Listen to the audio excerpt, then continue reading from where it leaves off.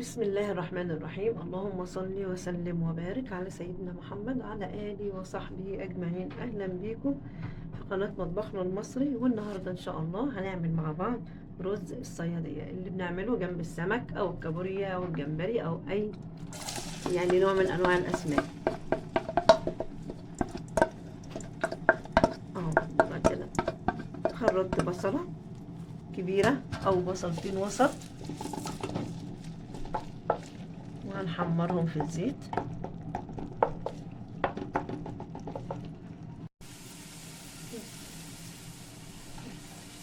ودلوقتي زي ما احنا شايفين البصل احمر اهو، اخد لون ذهبي او اغمق سنه بس ما بنخليهوش يتحرق عشان هيمرر الرز. فانت يا دوبك كده زي ما احنا شايفين كده اهو، اغمق من الذهبي بحب. بس كده بتكوني عارفه مقدار الرز وعيار الميه بتاعه قد الرز. طبعا حسب نوع الرز دلوقتي ممكن تزودي ولو مج زياده بسم الله.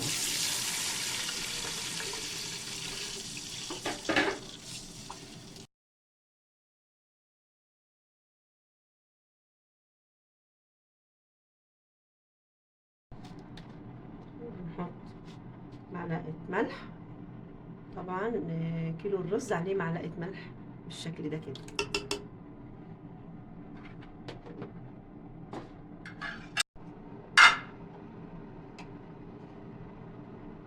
حبة شطة اختياري،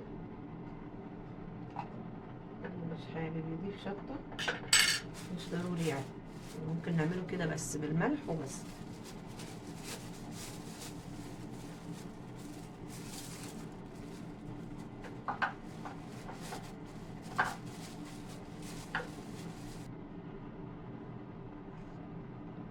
وحبة كمون. بنستنى المية ما تبدأ تغلي وبعدين بنغسل الرز. ما تغسليش الرز قبل المية ما تغلي عشان ما يعجنش معاكي. الرز المصري بيبوش وبيفلفل بس. ودلوقتي زي ما احنا شايفين المية بتغلي، بغسل الرز وبنزله على طول كده. بسم الله.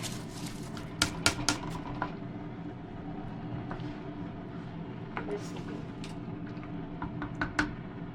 هياخد غلوة كمان ونهدي النار عليه خالص، او لو عندك شياطة بتحطيها تحت الحلة وبس كده تلت ساعة بتلاقيه استوى.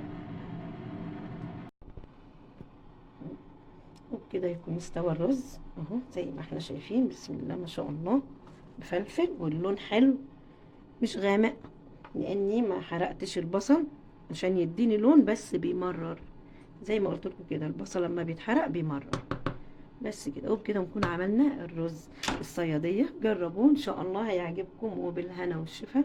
واذا عجبكم الفيديو ما تنسوش اللايك والشير والاشتراك في القناة وتفعيل الجرس. والسلام عليكم ورحمة الله وبركاته.